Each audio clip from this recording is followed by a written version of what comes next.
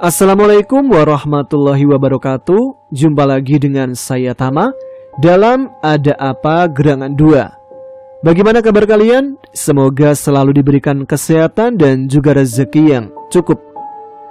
Kita jumpa lagi di Ada Apa Gerangan 2 ya, di mana di sini saya akan membacakan cerita-cerita mistis bersambung. Kita akan lanjutkan cerita yang kemarin, yaitu cerita tentang kisah masa kecil Riono yang tinggal di sebuah desa, yaitu Desa Mulyorejo yang ada di Kota Malang. Riono, lebih tepatnya kita panggil Mbah Yono aja ya, bercerita bagaimana mistisnya zaman dulu, tepatnya ketika dia masih kecil, yaitu sekitar tahun 50-an sampai 60-an. Bisa ikut nostalgia sih ya. Ya sudah, kita langsung saja menuju ke kelanjutan ceritanya.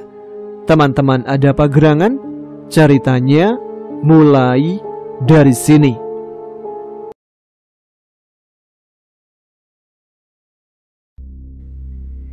Teror kuntilanak masih berlanjut. Entah ini gara-gara permainan jelangkung kemarin lusa atau bukan. Aku sendiri juga tidak tahu. Kali ini korban penampakan setan itu adalah Aisyah dan Ismi, kedua anak dari Pak Ustadz Fathur. Kira-kira beginilah ceritanya. Karena mendengar teriakan seseorang dari luar rumah, Aisyah terbangun dari tidurnya. Dia langsung membangunkan saudari kembarnya untuk sholat tahajud.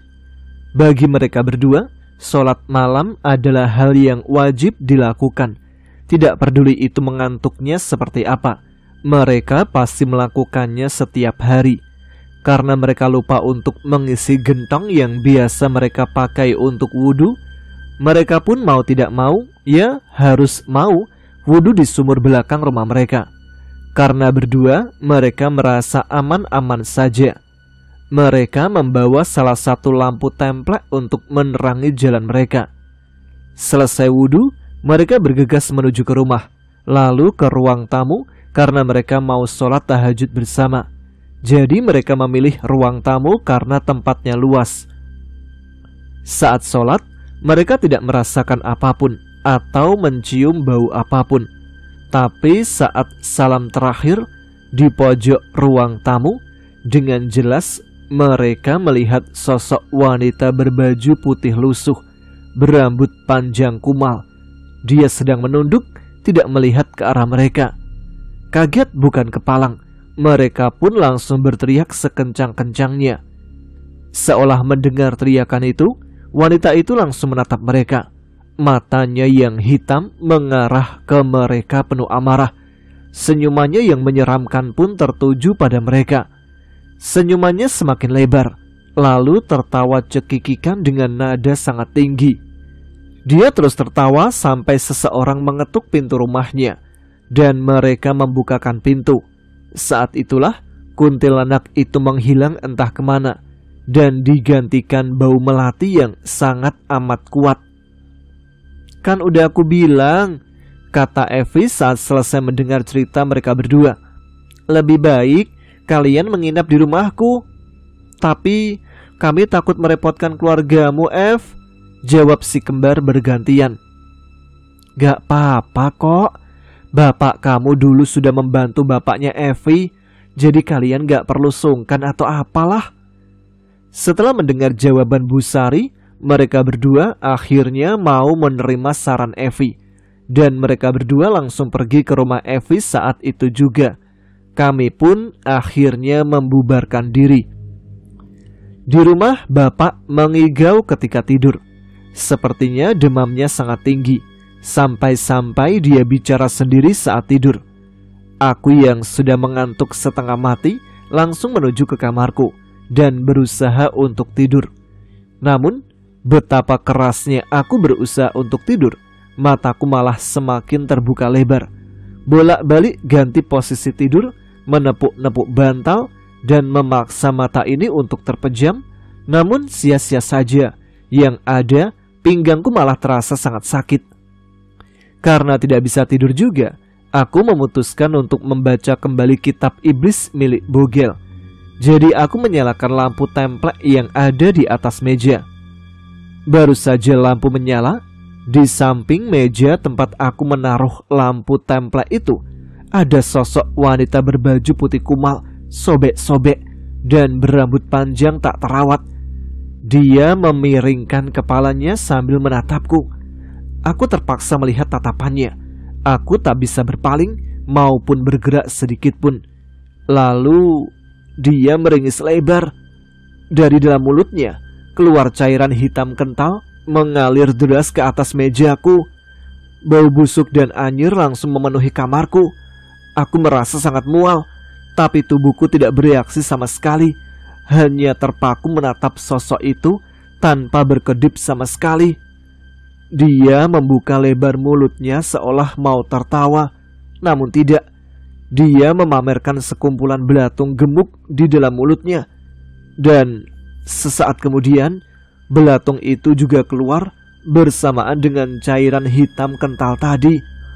Wajahnya yang mulanya tertutup sebagian oleh rambutnya kini telah tersibak dengan sendirinya.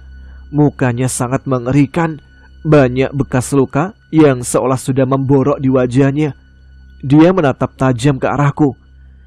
Beberapa lama kami bertatapan seperti dua sejoli yang sedang kasmaran. Dan aku tidak sadar berapa lama itu. Yang pasti sangat lama. Aku masih tidak bisa menggerakkan tubuhku sedikit pun.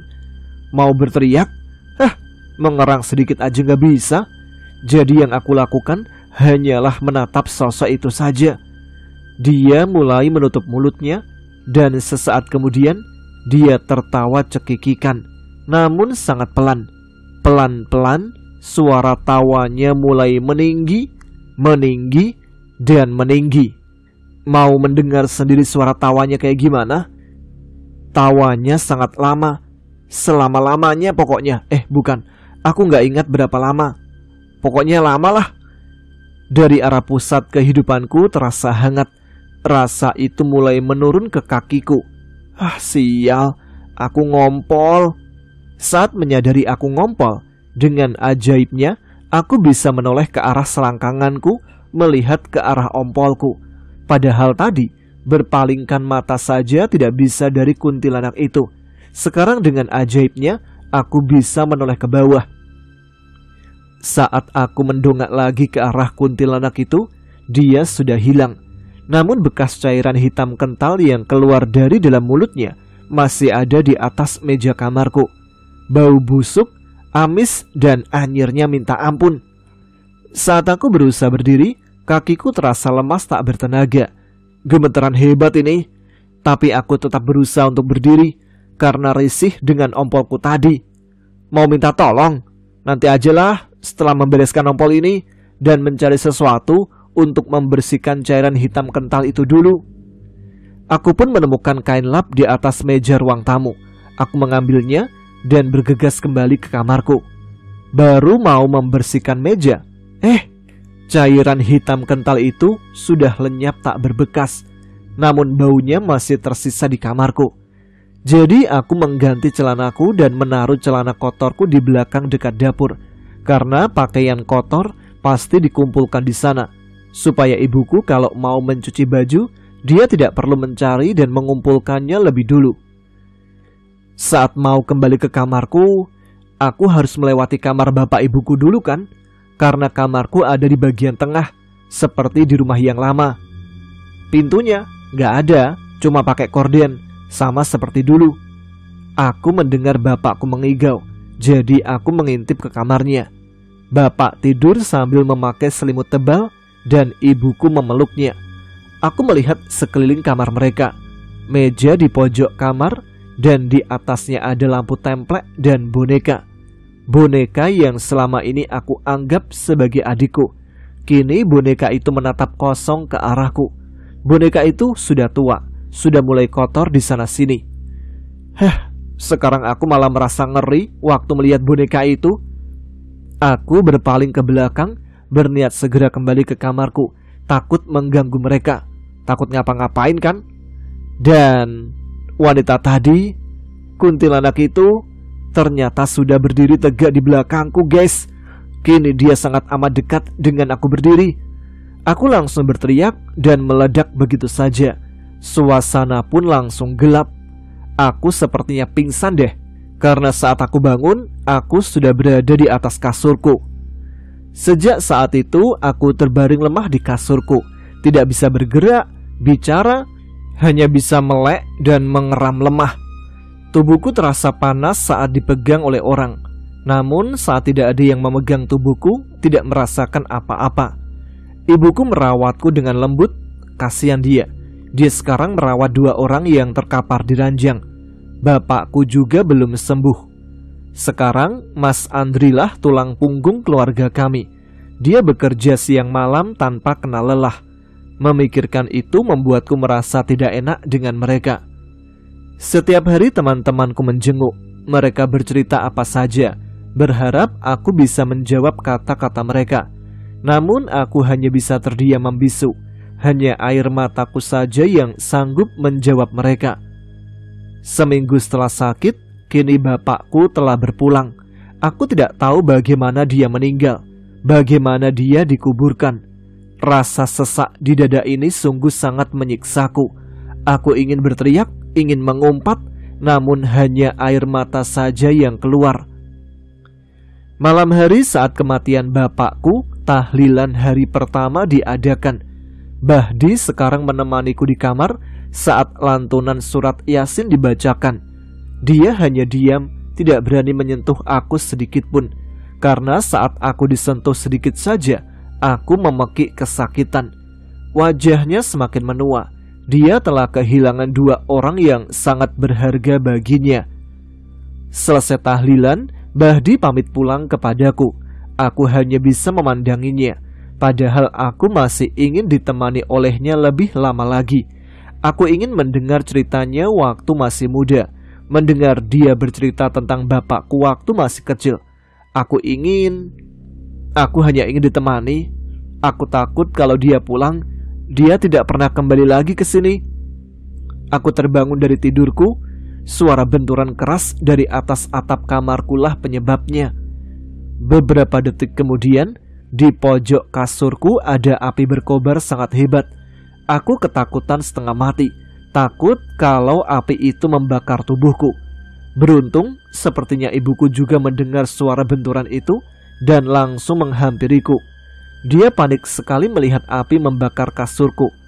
Setelah berhasil memadamkan api itu, dia memanggil Mas Andri. Dia menyuruh menjagaku malam itu juga. Mas Andri, maafin adikmu ini ya, yang telah menyusahkanmu dulu. Aku pun tidak bisa tidur lagi. Lambat laun, bau melati tercium lagi. Sudah beberapa hari semenjak aku sakit, baru kali ini aku menciumnya kembali. Aku melihat Mas Andri tidur di dipan kecil yang ditaruh di kamarku. Lambat laun, sosok kuntilanak yang kemarin menampakkan diri, dia duduk di sebelah Mas Andri. Dia tertawa cekikikan sangat kencang ke arahku, seolah-olah dia sedang mengejek aku yang tengah terbaring lemah. Detik demi detik dia terus saja tertawa. Sepertinya cuma aku saja yang sadar akan kehadiran kuntilanak ini, karena kulihat Mas Andri masih tertidur pulas di dipan kecil itu. Setelah puas tertawa, kuntilanak itu menghampiriku. Nafas langsung terasa sesak. Aku berusaha keras untuk bernafas. Saat tangannya menyentuh tubuhku, bukan rasa panas atau rasa sakit yang kurasakan. Namun, tangan kuntilanak itu terasa dingin, sangat dingin, sehingga membuatku menggigil hebat. Bau wangi melati telah berganti menjadi bau busuk bercampur anyir amis, membuat aku muntah-muntah tak tertahankan. Perutku terasa diaduk-aduk, diremas sekuat tenaga oleh kuntilanak.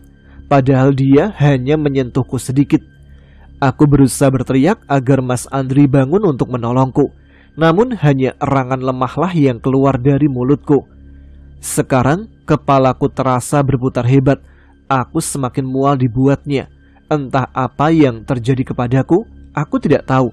Karena suasananya menjadi gelap dan sepertinya aku pingsan lagi. Aku terbangun karena merasakan sakit dan panas yang luar biasa. Ibuku membersihkan muntahanku kemarin malam. Maaf, kata ibuku sambil menangis. Dia tahu kalau aku tersiksa oleh rasa sakit ini saat dia menyentuh tubuhku. Maaf, hanya itu saja yang diucapkan oleh ibuku. Aku ingin bicara. Mak, ceritakanlah apa aja. Udah lama aku tidak mendengar suaramu. Aku kangen mendengar suaramu, Mak. Namun setelah selesai membersihkan muntahanku, ibuku langsung keluar dari kamarku dan tidak kembali lagi. Aku sendirian, kesepian di atas ranjang ini. Hari demi hari, minggu demi minggu, bulan terus berganti. Aku sudah tidak bisa menghitung lagi berapa lama aku sudah terkapar tak berdaya. Tubuhku semakin kurus kering, namun perutku semakin membesar. Teman-temanku sudah jarang menjengukku. Kemana mereka? Aku kangen mereka. Evi, Angga, Dika, Udin, Aisyah, Ismi. Kalian sedang berada di mana saat ini? Apa kalian saat ini sedang bermain di sungai seperti dulu? Ataukah membakar jagung dan singkong di sawah? Apa kalian sudah melupakan aku? Meninggalkan aku sendirian di sini? Memikirkan itu membuatku semakin sesak. Air mata kembali membanjiri pipi ini, dan akhirnya aku tertidur. Santet! Terdengar suara ibuku yang membuat aku terbangun. Sudah malam lagi ternyata. Lampu templek di mejaku sudah menyala, menerangi kamarku yang suram ini. Iya, suara seorang laki-laki. Aku mengenal suara itu. Itu Ustadz Fatur Rahman. Dia sudah pulang. Dia bisa menyembuhkan aku. Sepertinya Dek Yono dan suami ibu terkena santet. Lanjut Ustadz Fathur. Siapa yang menyantet mereka berdua? Apa salah anak dan suamiku padanya? Aku tidak tahu, Bu. Maaf, aku akan membantu kalian sebisanya. Saat ini aku hanya bisa mendoakan Dek Yono supaya cepat sehat dan kembali seperti semula. Hah? Aku kena santet katanya. Siapa yang menyantet orang miskin seperti aku dan bapakku? Kurang kerjaan dia. Sampai bapakku meninggal pula. Kurang ajar dia. Kalau udah sembuh dan ketemu, tak bikin KO dia. Lawang orang miskin kok disantet. Beberapa jam kemudian, ibuku sepertinya sudah tidur, dan Mas Andri sepertinya sedang jaga. Kesepian dan kesunyian kembali menyelimuti malam hari ini. Lagi-lagi, kuntilanak itu menjengukku yang sedang sekarat. Seperti biasa dia memegang tubuhku. Aku jadi sedikit terbiasa akan kehadirannya. Lah kok bisa ya? Sepertinya cuma dialah yang setia menemaniku. Oh, so sweet sih kalau dipikir-pikir. Andaikan kamu adalah orang biasa bukan setan, aku bakalan lebih bahagia, lebih senang, lebih nyaman. Tapi apa daya, kamu kan adalah setan. Iya, setan, kuntilanak lagi. Saat memikirkan itu, sosok berbaju serba putih menghampiri diriku. Seketika itu pula, kuntilanak itu menghilang. Sosok berbaju serba putih itu tidak terlihat wajahnya, namun sosoknya membuat aku merasakan ketenangan yang luar biasa. Dia mendekat dan menyentuh dahiku. Tangannya sangat lembut dan hangat. Sudah lama aku tidak merasakan sentuhan yang membuatku nyaman begini. Aku berusaha bertanya siapa dirinya, namun suaraku masih tidak bisa keluar. Tangan orang itu dari dahiku menuju ke dadaku, lalu menuju ke tanganku, dan sekejap itu pula dia menarikku ke arahnya. Sekilas saja, cuma sepersekian detik saja, seluruh tubuhku terasa sangat panas, bagaikan kulitku ini dikelupas secara paksa. Dan seketika itu pula, suasana menjadi sangat gelap. Begitu tersadar, aku sedang berada di pangkuan Mas Andri. Kulihat dia sedang menangis. Kenapa kamu menangis, Mas? Tanyaku, tapi dia tidak menjawabnya. Aku mencoba berdiri, namun masih tidak bisa menggerakkan tubuhku. Mas Andri mengguyurkan air ke seluruh tubuhku dengan air kembang. Saat air itu mengenai tubuhku, rasanya sangat sakit sekali, seperti luka sobek yang terkena air garam. Begitulah kira-kira rasanya. Aduh, sakit Mas, kataku lagi. Bisa pelan sedikit tidak? Tapi sia-sia, suaraku tidak keluar juga. Selesai diguyur air itu, Aku lantas digendong ke dalam rumah. Lalu aku dibaringkan di atas dipan yang berada di ruang tamu. Saat berbaring itulah aku mencoba berdiri lagi. Ajaibnya, aku bisa dengan mudah bergerak. Aku berdiri seperti orang sehat biasanya. Aku udah sembuh. Alhamdulillah, aku bisa main lagi dengan teman-temanku. Beberapa saat kemudian, aku melihat sekelilingku. Semua orang, Mas Andri dan ibuku terutamanya, mereka menangis. "Woi, kenapa kalian menangis?" tanyaku. "Apa sebegitu bahagianya kalian melihat aku sembuh?" Aku turun dari dipan dan ibuku menghampiriku. Aku berniat memeluknya. Sudah lama aku merindukan hangat pelukannya. Tapi ternyata dia menembusku begitu saja, seolah-olah aku ini adalah bayangan semu. Aku melihat ibuku yang menembus dan melewatiku begitu saja. Dan alangkah terkejutnya aku. Di atas dipan tadi, tubuhku terbujur kaku. Aku melihat diriku sendiri dibungkus kain putih, kain kafan. Aku sudah mati. Mas Andri, Mak. Aku memanggil mereka, namun mereka tidak mendengarkanku. Tentu saja karena aku sudah menjadi arwah. Entah kenapa tiba-tiba aku menoleh ke arah pintu depan. Di sana masuk seseorang yang memakai baju serba putih. Wajahnya tidak terlihat karena wajahnya memancarkan cahaya yang menyilaukan mata. Dia menuntun aku keluar rumah. Di luar rumah, teman-temanku sedang menangis bersama. Ada Angga, Dika, Udin, Evi, Aisyah, dan Ismi. Galih atau bugil kedua pun juga ada di sana. Mereka menyebut namaku berulang kali. Aku mau menghampiri mereka, namun orang berbaju serba putih itu menarikku ke arah barat. Aku tidak bisa melepaskan diri dari dia. "Aku ingin bicara sama mereka," kataku ke orang itu. "Percuma, mereka tidak bisa mendengar suaramu lagi. Kalian sudah beda alam." "Jadi, aku emang udah mati?" Dia tidak menjawab lagi. Dia menuntunku ke arah barat. Ada sebuah kereta indah di sana. Bukan kereta kencana ya, walaupun bentuknya sangat mirip. Namun yang ini lebih bagus. Semuanya terbuat dari emas dan banyak pernak-pernik berkilauan di seluruh bagiannya. Ada 2 kuda putih bersinar di depannya.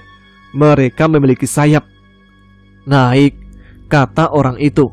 Aku pun menurutinya. "Baiklah, sepertinya memang sudah waktunya aku pergi.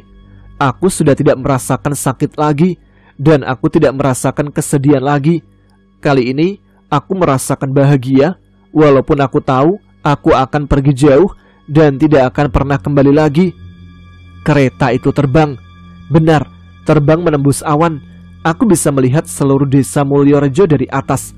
Aku bisa melihat dengan jelas semua pemandangan yang dulunya cuma terlihat sebagian. Burung-burung terbang mengiringi kami, dan angin berhembus lembut membelai wajahku. Dari atas awan terdengar suara yang sangat kencang, sehingga kereta yang aku naiki ini berguncang hebat. Aku melongok ke arah itu. Langit terbuka lebar, seolah-olah awan tadi terobek menjadi pintu. Setelah melewati pintu itu, di atas sana aku melihat pohon yang sangat besar. Bukan pohon beringin, walaupun mirip, itu bukan beringin. Pohon itu menjulang menembus langit atas. Daun dan batangnya terbuat dari emas berkilau. Banyak daun yang berguguran di sana-sini. Aku kira aku akan diajak ke sana, tapi salah. Aku diajak ke satu tempat yang lain. Tempat itu sangat gelap, dan aku disuruh turun dari kereta itu. Saat turun, dalam sekejap mata, kereta itu hilang, dan orang tadi juga hilang. Kali ini, aku berdiri di kegelapan total. Tidak ada cahaya sedikit pun. Tidak ada orang lain selain aku sendiri. Aku berjalan ke sana kemari tanpa arah dan tujuan. Lama, sangat lama. Aku pun mulai panik. Aku ketakutan setengah mati. Aku menangis memanggil-manggil semua orang yang aku kenal. Hingga aku kecapean. Aku pun duduk di sana, entah di mana, dan aku pun tertidur. Saat aku bangun, ada 2 orang di kanan dan kiriku. Yang di kananku, sosok itu terlihat sangat putih bersih. Sedangkan yang di kiriku, Dia hitam gelap dan lusuh. Itu adalah amal baik dan burukmu selama kau masih hidup. Tiba-tiba terdengar suara entah dari mana datangnya. Aku tidak bisa menjawab atau bertanya. Mulutku seperti terkunci rapat. Lalu kedua sosok yang di kanan kiriku, mereka menuntunku berjalan. Lama sekali aku berjalan hingga aku merasakan kecapean yang sangat menyiksaku. Namun mereka berdua tidak peduli. Aku mau protes tidak bisa karena mulutku terkunci. Tak lama berselang, di depan mataku ada seberkas cahaya di ujung sana. Aku dituntun ke sana oleh mereka. Saat sampai di sana, kudapati banyak sekali orang-orang yang berdiri, berteriak, menangis, tapi tidak ada kata-kata yang keluar dari mulut mereka. Kulihat wajah-wajah yang aku kenal. Ada Mbah Ti, ada bapakku, ada Pak Komat, dan wajah-wajah yang aku kenal yang sudah meninggal dunia. Aku menghampiri mereka, namun mereka tidak memperdulikanku. Mereka tetap meratap, menangis, dan berteriak. Sosok putih yang mengantarkanku dengan kereta tadi, dia muncul entah dari mana dan menghampiriku. Dia menuntunku supaya aku mengikutinya. Aku pun menurutinya. Dia mengajakku ke tempat yang lain. Di sana ada sebuah lembah yang sangat mengerikan. Lembah itu terbakar oleh api, namun apinya berwarna hitam pekat, bukan warna merah seperti api yang pernah aku lihat sebelumnya. Banyak orang di bawah sana, dan mereka disiksa oleh alat-alat besar yang terbuat dari besi yang menyala. Ada gunting, gergaji, golok, pisau, dan sebagainya. Mereka menjerit kesakitan. Tubuh mereka tercerai-berai saat alat itu mengenai mereka. Lalu, dalam sekejap mata, tubuh mereka kembali utuh. Dan alat itu mengenai tubuh mereka lagi, utuh lagi, dan lagi, seterusnya begitu. Setelah puas memperlihatkan pemandangan itu kepadaku, sosok putih itu mengajakku ke tempat yang lain lagi. Tempat selanjutnya sangat indah. Orang-orang cantik-cantik dan tampan-tampan mengisi tempat itu. Mereka tertawa bahagia. Pohon-pohon indah yang belum pernah aku lihat sebelumnya mengisi tempat itu. Air sungai sejernih kristal mengalir di sana-sini. Aku belum pernah melihat sungai sejernih ini. Setelah itu, sosok putih itu mengajakku kembali ke tempat yang gelap gulita tadi. Tempat tadi adalah tujuan akhir dari kehidupan. Bila kamu berlaku baik, kamu akan mendapatkan tempat yang baik pula. Bila kamu berlaku sebaliknya, maka tempat jahanam tadilah tempatmu kembali. Saat ini, kamu belum saatnya memasuki salah satu dari tempat itu. Kembali ke tempat asalmu dan berbuat baiklah jika kau menginginkan tempat yang indah tadi. Setelah berbicara seperti itu, dia langsung hilang begitu saja. Di tempat gelap ini, tiba-tiba di depanku ada sebuah pintu terbuka lebar. Ada cahaya temaram memancar dari balik sana. Aku melangkahkan kakiku ke sana. Saat keluar dari pintu itu, cahaya menyilaukan mata menyambutku. Dan dalam sekejap mata, aku terlelap. Kisah ini aku ceritakan kepada Mas Andri pada suatu waktu. Wah, jadi pengen tobat. Mana belum sholat isya lagi. Kebayang gak sih rasanya kayak dikafani gitu? Dimandiin, kita manggil-manggil orang di sekitar, dan ternyata gak ada yang ngeh kalau kita di sana. Ternyata udah meninggal. Dan kita udah gak sadar kalau udah meninggal. Ngeri. Oke, untuk melengkapi cerita ini, kita akan ambil sudut pandang dari Evi ya. Sudah lebih dari 1 minggu Riono sakit. Menurut Ustadz Fatur Rahman, keluarga Haryanto kena santet. Mungkin ini berawal dari kami yang main-main jelangkung dan munculnya kuntilanak yang sampai saat ini meneror kampung kami. Aku merasa sangat bersalah. Kenapa? Karena akulah yang memaksa dia untuk melakukan ritual jelangkung. Aku penasaran dengan setan yang bernama Eli. Benar, akulah biang keroknya. Akulah pembawa sial bagi keluarga Riono. Oke, baik. Aku bukan pencerita yang baik seperti Riono, namun akan aku usahakan bisa bercerita sebaik mungkin. Namaku Evi. Kalian sudah mengenalku kan?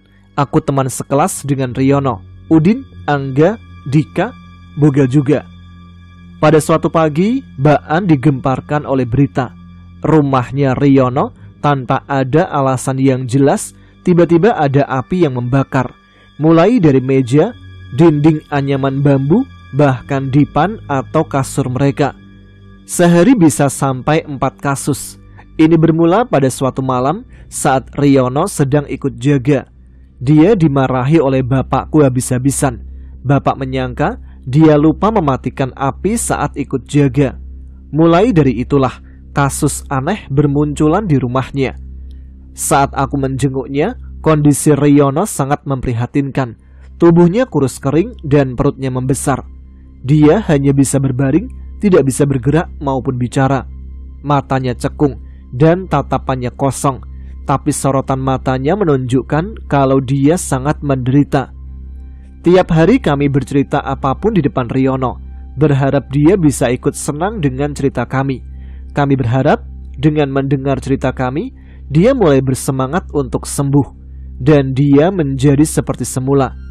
Namun, semakin kami sering bercerita, dia semakin murung. Aku rasa dia iri dengan kami. Dan saat melihat itu, Bang Andri, kakaknya Riono, dia membatasi kunjungan kami. Kami memakluminya. Kenapa?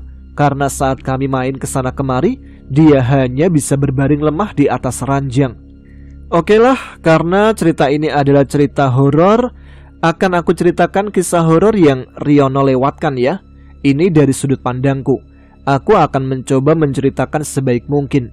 Aku dan yang lainnya sepakat untuk bergantian menceritakan kisah kami. Oke, kita mulai saja ceritanya. Malam itu ketika Riono sedang ikut jaga, ibuku memasak makanan untuk orang yang saat itu mendapatkan jadwal ronda. Bapakku salah satunya. Di dapur, ibuku sangat sibuk memasak. Jadi aku membantu dia sebisanya. Mulai memotong sayuran, menggoreng lauk, atau sekedar meniup api tungku supaya tidak padam. Asap api itu membumbung tinggi, memenuhi atap dapurku. Baunya bikin pusing kalau orang tak terbiasa dengan bau asap. Apalagi selain bau asap, juga ada bau sayur yang sedang dimasak, dan juga lauk pauk yang digoreng. Komplit deh baunya. Gentong air kosong, ibu pun menuju sumur di belakang untuk menimba air. Jadi aku sendirian di rumah. Saat itulah bau melati yang sangat menyengat mengalahkan bau campur aduk yang sebelumnya memenuhi dapurku. Aku teringat cerita Riono dan yang lainnya. Sebelum mereka diganggu kuntilanak, mereka mencium bau melati. Sumpah, demi apapun aku merinding. Aku merasakan ada seseorang sedang mengawasiku dari belakang. Saat aku toleh, tidak ada siapapun. Oke, mungkin tadi cuma perasaanku aja. Jadi aku lanjutkan pekerjaanku. Lampu templek yang berada di atas meja di belakangku, tiba-tiba saja apinya bergoyang. Terlihat dari bayangan yang terbias dari cahayanya. Dari sini aku merasakan ada sesuatu yang aneh. Bagaimana tidak, lampu templek itu ada kaca pelindung apinya, semacam corong asap, namun terbuat dari kaca. Jadi sangat tidak mungkin api di dalamnya bisa bergerak terkena tiupan angin. Aku melihat sekeliling lagi, dan bayang-bayang hitam di sudut ruangan menjadi pusat perhatianku. Aku merasakan ada seseorang sedang berdiri di balik bayangan hitam itu. Lama aku perhatikan, sampai akhirnya ibuku membuka pintu belakang dengan cara agak kasar. Pintu terbanting, aku kaget dong. Aku sedikit lompat saat duduk di bangku kecil. Aduh, ibu ini bikin kaget aja, kataku. Siapa yang ngagetin kamu? Lawang aku ini cuma membuka pintu. Iya, tapi cara membukanya kasar banget. Aku menggerutu, tapi sudahlah, gak usah berdebat. Nanti gak selesai-selesai nih masaknya. Aku ingin segera ke pos ronda. Singkat cerita, masakan sudah siap dan aku pun berpamitan pada ibuku. Jarak pos ronda cuma sekitar 50 meter saja. Namun karena suasana yang gelap membuat aku sedikit ngeri. Lampu templek menerangi teras-teras rumah di Baan dan 4 obor di setiap sudut lapangan depan rumah. Itulah penerangan yang ada di kampung ini. Rumah sekarang saling berdekatan, hanya dibatasi oleh pohon teh-tehan. Tanamannya mirip daun teh, jadi dinamakan teh-tehan. Kalau di Malang, nama lainnya adalah pohon ribang. Tanaman itu baru ditanam. Kalau sudah rindang, pasti lebih indah deh kampungku ini. Entah kenapa saat aku baru saja keluar rumah, pandanganku langsung tertuju kepada pohon sirsak itu. Ada sosok berbaju putih sedang duduk manis di salah satu dahannya. Dia membelakangiku. Aku langsung berlari menuju ke pos ronda. Aku membawakan makanan untuk mereka. Di sana ada bapakku, Pak Jatmiko, Riono, Dika, dan Udin. Dan dari sini ceritanya sama dengan yang sudah diceritakan oleh Riono. Saat terbaring di atas ranjang, Riono terlihat sangat menyedihkan. Aku datang setiap hari untuk menemuinya, sekedar memberi salam dan memberitahu kabarku. Hari demi hari, teror kuntilanak tetap saja terjadi di kampung ini. Walaupun cuma menampakkan diri sebentar-sebentar saja, namun tetap saja dia membuat resah seisi kampung. Ada kisah juga. Pas mau ke rumah Riono, padahal saat itu masih siang, di atas atap rumahnya Riono ada kuntilanak sedang nangkring dengan rapi, menggoyang-goyangkan kakinya sambil berdendang ria. Jadi aku mengurungkan niatku. Aku langsung mencari teman-temanku yang lainnya. Ternyata mereka berkumpul di bekas rumahnya Riono. Ada orang membangun rumah di sana. Sepertinya bakalan ada tetangga baru. Setelah aku tanya pada yang lain, ternyata ibunya Riono menjual tanah itu. Alasannya untuk biaya pengobatan Pak Ngat dan Riono. Kalau mengandalkan gajinya Mas Andri, dia merasa tidak cukup. Pemilik tanah itu seorang janda muda beranak 1. Namanya Sunarsih. Dia minta dipanggil Mbak Sih karena dia merasa masih muda. Iya deh iya, terserah kamu deh Mbak, masa bodoh lah. Anaknya masih berumur 2 tahun, bernama Rara. Kecil dan imut. Pengen nyulik dia deh rasanya. Tak jadiin boneka-bonekaan. Gemes pokoknya. Apalagi saat dia bilang, Poce, Poce, Poce. Maksudnya apa sih? Aku mencari teman-temanku, berniat mengajak mereka untuk menjenguk Riono. Karena penampakan tadi membuatku tidak berani ke rumah Riono sendirian. Saat aku menceritakan tetangga baru tadi dan semua kegiatan kami selama seharian penuh, Riono hanya tersenyum sedikit. Air matanya mengalir. Astaga, dia sepertinya sedikit terluka karena kami bersenang-senang tanpa kehadirannya. Aku merasa menyesal. Yon, maaf ya, aku gak akan pernah bercerita tentang petualangan kami. Maafkan aku benar-benar menyesal. Padahal aku ingin berbagi keceriaan kami dengan kamu. Maaf ya Yon, sepertinya aku malah membuat hatimu terluka. Melihat itu Mas Andri membatasi kunjungan kami. Dia beranggapan bahwa kehadiran kami malah mengganggu proses penyembuhan adiknya.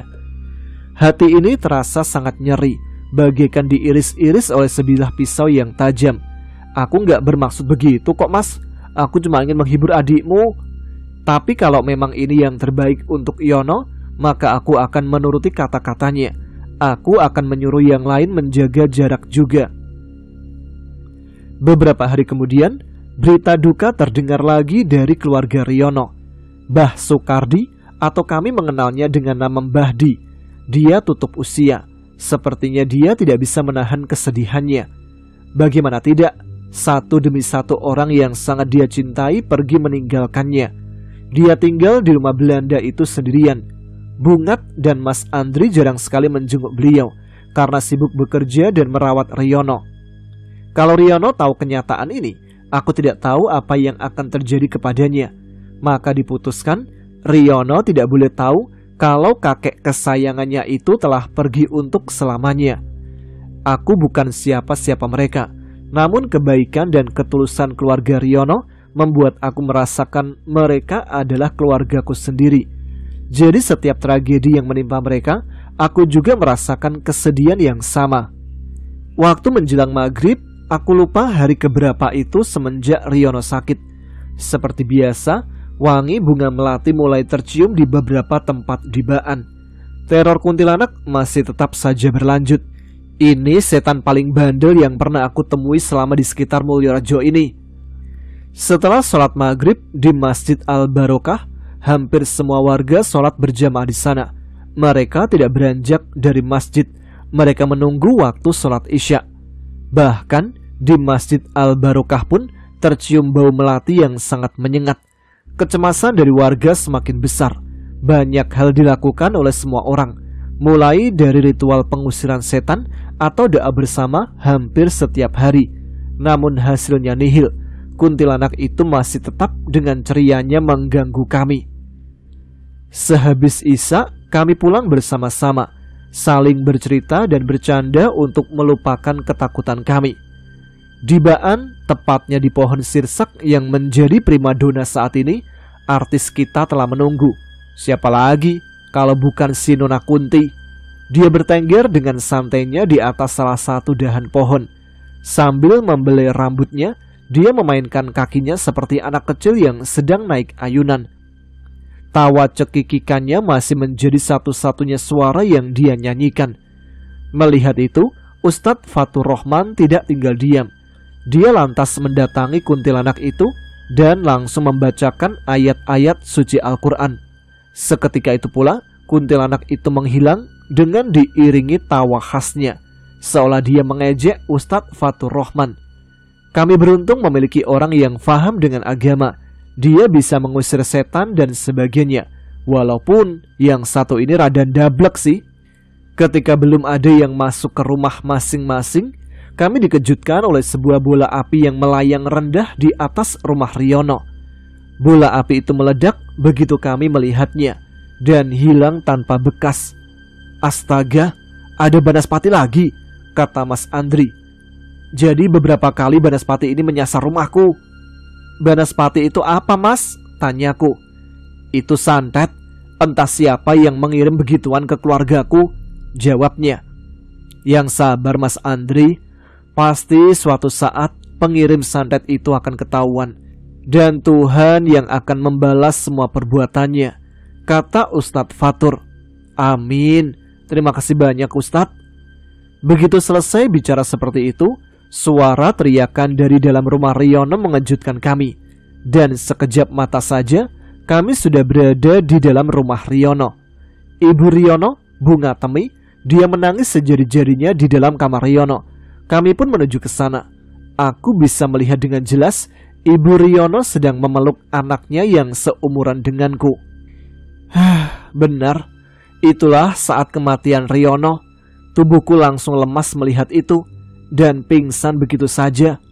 Riono yang aku sayangi telah meninggal dunia. Saat aku terbangun, Riono sedang diantar ke pemakaman. Waktu itu sudah tengah malam. Walaupun begitu, Mas Andri ngotot ingin adiknya itu dimakamkan hari itu juga. Dia sudah tidak tega melihat kondisi adiknya. Tentu saja aku ikut.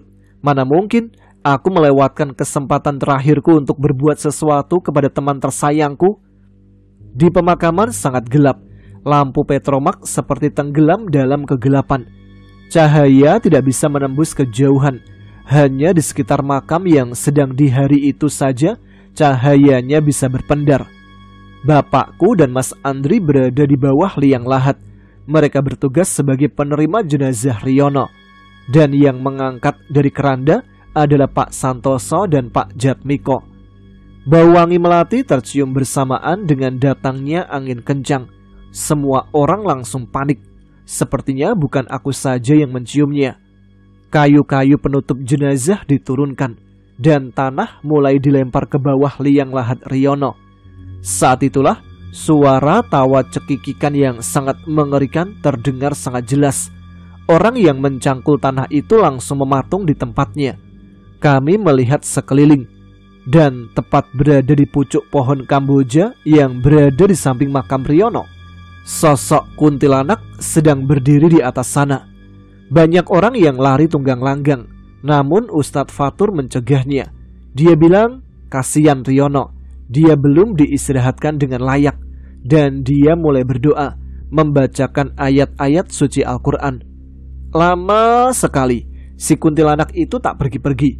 Dia malah turun ke bawah mendekati makam Riono, sambil cekikikan seolah mengejek Ustadz Fatur Rahman yang berusaha mengusirnya. Jarak aku tidak jauh dari makam Riono, jadi aku bisa melihat dengan jelas sosok wanita itu. Mukanya berantakan, penuh dengan luka yang memborok, matanya merah. Walaupun merah, tapi tidak menyala seperti matanya genderuwo yang aku lihat di kasus bugil dulu. Bajunya compang-camping, dia melayang tepat di atas lubang makam Riono. Ustadz Fatur Rahman masih membaca ayat-ayat suci Al-Quran. Lalu dirasa sudah cukup, dia menyabetkan sorban putihnya ke arah kuntilanak. Dan kuntilanak itu memekik kesakitan, lalu menghilang entah kemana. Namun dia masih sempat memberikan tawa cekikikan yang menunjukkan kalau dia belum kalah. Orang yang mencangkul tanah tadi kini melanjutkan tugasnya yang sempat terhenti beberapa jam. Benar, kegiatan itu cukup lama terhenti, dikarenakan banyak orang yang syok atas kehadiran kuntilanak itu. Baru beberapa cangkul, terdengar suara teriakan yang sangat kencang dari dalam lubang makam Riono. Semua kayu penutup jenazah terlontar keluar dari dalam makam. Dan disinilah semua orang yang datang ke pemakaman umum ini langsung membubarkan diri. Suara itu, suaranya Riono. Ya Allah, masa sih teman tersayangku itu menjadi arwah gentayangan juga? Riono benar-benar bangkit dari kubur. Aku cuma bisa terdiam di tempat. Mataku tertuju kepadanya. Tidak bisa bergerak, berteriak, pingsan. Gak bisa juga. Aku terlalu takut untuk pingsan. Riono berdiri di makamnya sambil terus berteriak. Dia seolah-olah kesakitan.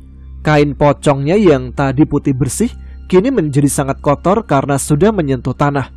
Tali pocongnya sudah dibuka semuanya, jadi dia bisa bergerak dengan bebas. Jadi dia berusaha memanjat keluar dari dalam makam. Tubuh kurusnya terlihat sangat mengerikan.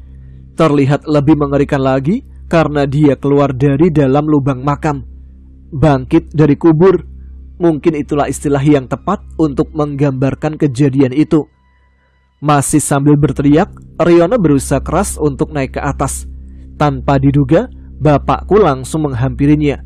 Melihat itu, Mas Andri juga menyusul bapakku. Mas Andri langsung memeluk adiknya. Dan saat itulah Riono menangis. Dia hidup lagi. Mati suri? Tanyaku saat keesokan harinya. Apa itu? Orang yang dikira sudah mati ternyata belum. Tapi kondisi orang yang mati suri itu benar-benar seperti orang mati beneran, jawab bapakku.